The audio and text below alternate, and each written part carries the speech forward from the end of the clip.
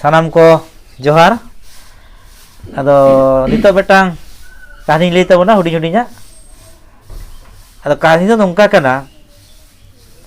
Je mitang rasibasi atore mitang chasibasi hora ora kudum dhare re mitang didhori dare tahe kana. Janum dare arki. Ar ona lasarete onte mat lata ko tahe kana. Ado mitang sarga ona didhori janum dare khon uni hora ona busub sarin te dinam ge hijuu ai. Ar hej kate ठीक ओना दाका ओड़ा ठने भुगा अकाते एकदम का पुरपुरते सेने सेनेते अणगुना एकदम दाका ओड़ा अणगुना दाका ओड़ा अणगुनते आदो ओना जहां अनाज को तहना बेंगार को आलू को ओना को जोमा आदो रूड़ चला आदो मिदी नोंका दाग के खाना दा ओना जे सरगा जहां ठने भुगा अकदा ओडा खन दमे दाग जरायना आदो जरायन खा दो ओड़ा गमके मेना एगो दाका दा दाग जरok kan tale usuk ko sundujat me adoy sunduj ad khan ar honi sarga do ठीक onkan jayga re kate ar bhuguk kate ar hoy boloite ona daka ora da ona anak pati ko ar jom keda tale khan ar ho da hilo ar ho joroyna ado nongka na bar dha pe dha sunduj ka dai ar ho bhuguk kana ar ho da joro kana ado unkin si पुरुष की रपोर कना हेगो तले चे लेका हुई कना ना दिनम ge wala sunduje ruhi dak jorok kan do चे चिके कना ado mid din do bugu kan ho dak jorok kan do bai sunduj ada le dai jari khan ode jahan chili ko bugu eda hoyto sarga marga bakhan jahan chili ge da ho je ठीक sarga ko bugu da bakhan chike te bugu din do sunduje kana mar bugu kana sunduje kana mar bugu kana ado mid din do nyida beda onte tama akana सरकार को हिजू आसे बांग आदो nail किदा जे सारीगे मिटंग सरगाय हेना डिढौड़ी दारी खन ओना साड़ी में दोन गड कदाय आर ना भुगत ते बोलोयनाय बोलो कते जखन नंगाते बोलो कनाय दाका ओड़ा उनी होड़ नेले एकदम सरगा दा आरो ओना भुगत ते दौड़ कते चलावनाय आदो लमा हेगो सारी कथा मेना कदा सारी सारीगे ते दो सरगाय न्यामा कदिया ओना अलंगा साड़ी में भुगत कदा उनी गे ओना तेगे सुंदुजा का रुहुय आरो दा जरक kan ge भुगत गे तारा तो बई सुंदुजा उनी गपा दिन तड़ा आया बटुलते इन गोचे की है ताले खाना दो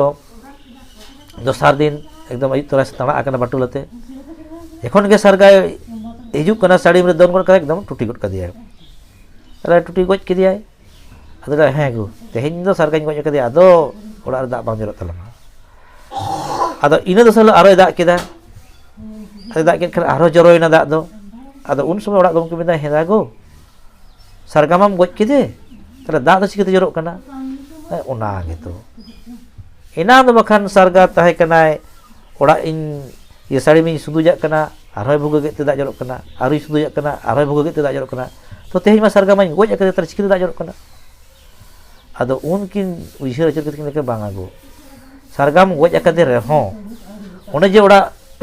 sari bhuga kat doy ona do kintu ar midda sunuj do huyuk getama ado uni marang dele te banga ona ma to sarga karon te gitu dak bajorok kana karon te to sarga main goj akade chida sunduj ya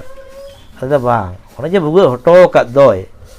ona porem goj akade ya tale bugu do goj pore ho suduj do huyuk getama ado ine pore suduj ada ar ho ado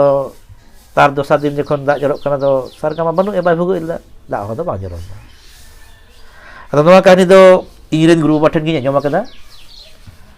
ado noa kahani na mane te do guru bai leye dinya je abo santar somaj re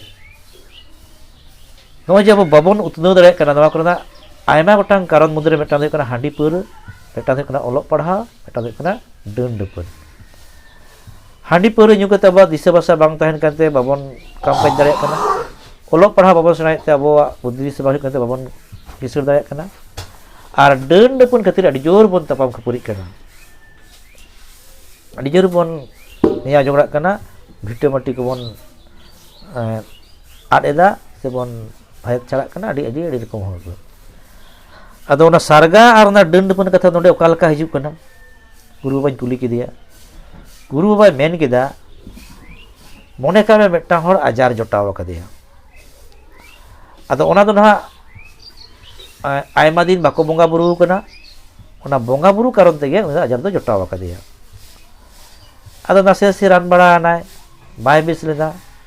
अदो by base लेन खान अदो हाँ संतान मत उनका सेना सेना doctor ठेन बाको चला तो ओझा गुरु को ठेन को चला अदो जायहोक जहां लका तेगे उनी दो बाय बेसोग कना अदो बाय बेसोग कान खान अदो को रूम डकाव केट कोवा रूम डकाव केट कते को मेन केदा हें नोआ दो आलेयाग गे नीले खाना कना आले गेले नोआ दोले सदर कना ताले सेवा पे हुआ बेसुक माय लोकल दा हें बेसुक आय आपे हो मेल लुतुरा हुई तपेया बोंगा बुरु कथा तो उनका को मेन के जे आपे हो मेल लुतुरा हुई तपेया आदो ताले उनको तो मेल लुतुर माने चेन बाको बुझो लेदा आदो ओने को बोंगा ठेन को रोड आकाद दो आदो को मने केदा ताले बेसुक आय किंतु माने ते दो होइना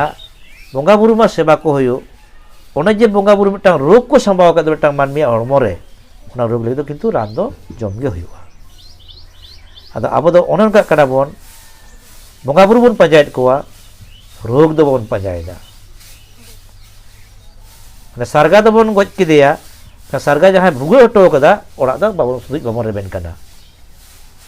बोंगा बुरु दा ती रुव कान खान बोंगा बुरु सेवा कोवा डाक्टर ठेन चला चेदा नोआ अबवा समाज रे कथा आंजमो कना आदो जुदी उनी ओड़ा मालिक सारगा गज तायनम जे ओड़ा बाय सुदि जादा जरो गया तारने रोगी दो गुजुग गया ओनाते बोंगा बुरु हो नेल लाक्ति आर रोग बिगिन कान खान ओना दो डाक्टर ठेन चला कते ओना ना राम जम हुआ ताले खान नोते बोंगा बुरु भर दाड़े आर ते रान मुरगा दाड़े ठीक मानमी होय बंचा आर कई खेपुरी हो बांग हुआ मानखान नोआ गल्प दो नोडे गे मुचाद ना सानाम कोगे जोहार।